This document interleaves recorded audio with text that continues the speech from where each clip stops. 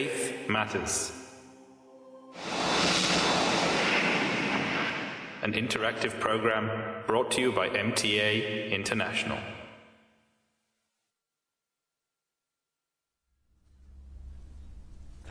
Assalamu alaikum and welcome to another edition of Faith Matters, an interactive program where you, the viewers, ask questions of our panel here on issues of religion, faith, contemporary issues, philosophical subjects or any other question which may arise in your mind.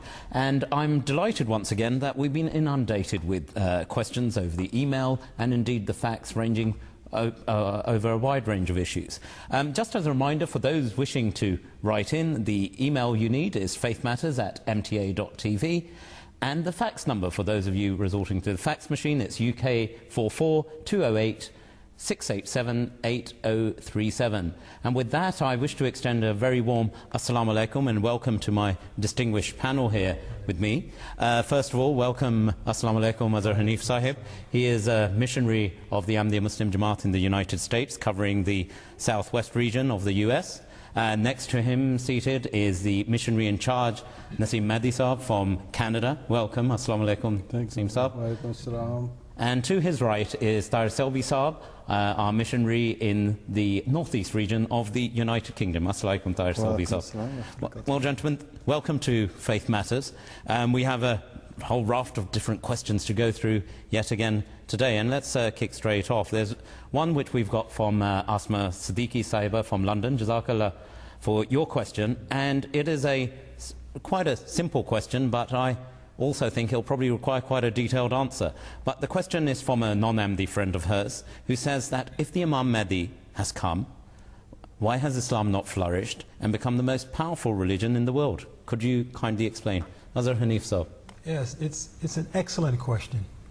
And I imagine it's not only on the minds of Muslims, but it would be on the minds of anyone who believes that the person whom Allah subhanahu wa ta'ala has designated as the Imam of this time to usher in an era of peace, yes, to reestablish an order of justice in the world, and to create a world where people are and lovers of Allah subhanahu wa ta'ala and lovers of each other.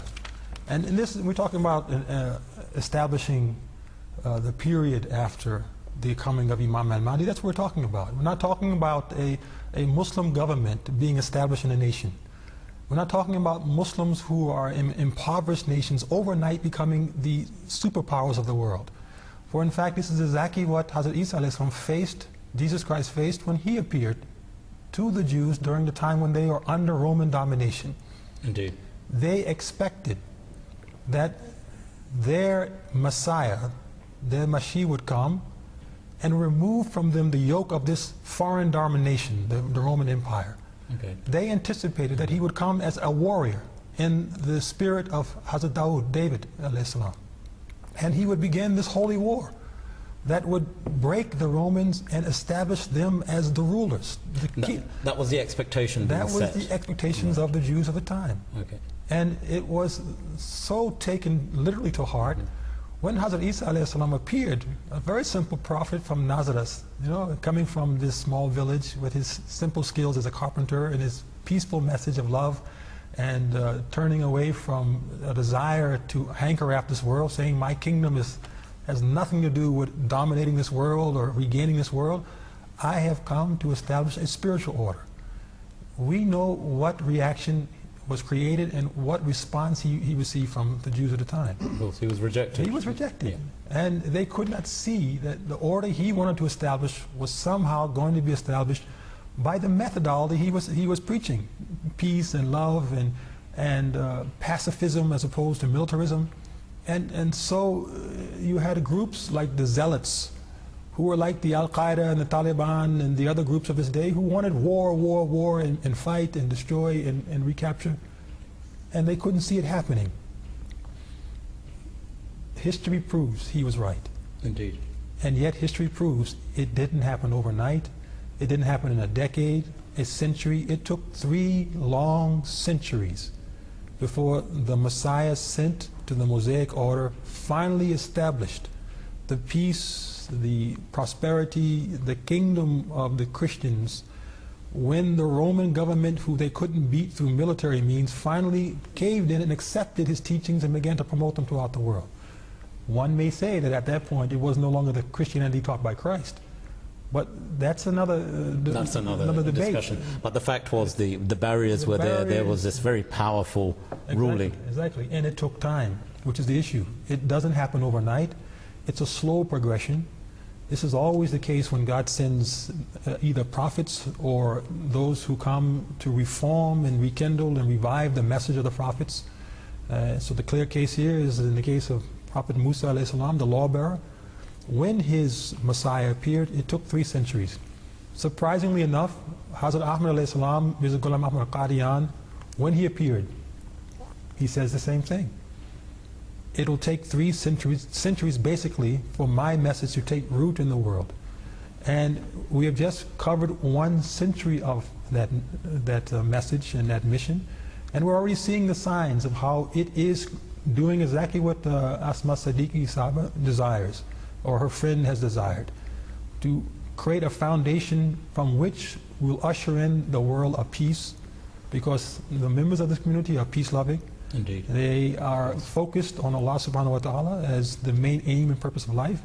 They are focused to be humane people, to be loving, to be those of a high order of brotherhood as the early Muslims were, and to establish justice in economic affairs and political affairs, etc.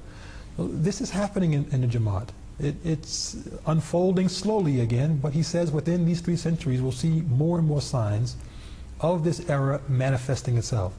So one has to really wait slowly for this to happen, and be patient. For even in the greatest messenger, which is the last point I would raise, before others may chime in here, even the greatest messenger, who we all in Muslims say was Prophet Muhammad sallallahu alaihi wasallam, he was unable to bring about this sudden change. You know, the Quran mentions the sa'a, the time when there will be a dramatic change.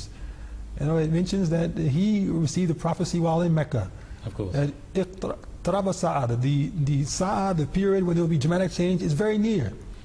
But still he had to migrate from Mecca and go to Medina and wait a number of more years, undergo battles.